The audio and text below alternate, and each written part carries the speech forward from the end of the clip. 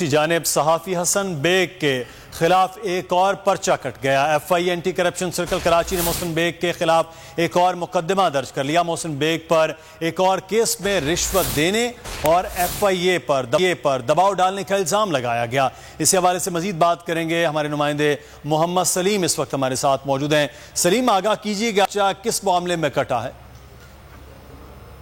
جی بالکل، دیکھیں ایف آئی اے anti corruption circle Karachi نے جو ہے وہ اسلام آباد میں گرفتار صحافی محسن بیگ کے خلاف ایک اور مقدمہ درج کر لیا ہے۔ مقدمہ جو ہے وہ ایف آئی اے کراچی میں زیر تفتیش ایک اور ملزم جو ہے وہ عبدالواسع کی مدد کرنے اور ایف آئی اے کے افسران پر دباؤ ڈالنے کے الزامات کے تحت داخل کیا گیا ہے، جبکہ ایف آئی اے کے متن کے مطابق محسن بیگ نے ایف آئی اے اسلام آباد کے اہلکار گلزار کمل کے ہمراہ ایف آئی اے کراچی کے سابق انسپیکٹر احمد خان میرانی کو ملزمان عبدالواسع اور دیگر کو رعایت دینے کے لیے رشوت دی تھی، جبکہ کراچی کے تاجر عبدالواسع کے خلاف جولائی 2021 میں جو ہے وہ منی لانڈرنگ کے حوالے سے کیس داخل کیا گیا تھا۔ جی بہت شکریہ محمد سلیم ہمیں تفصیلات سے آگاہ کرنے کے لیے۔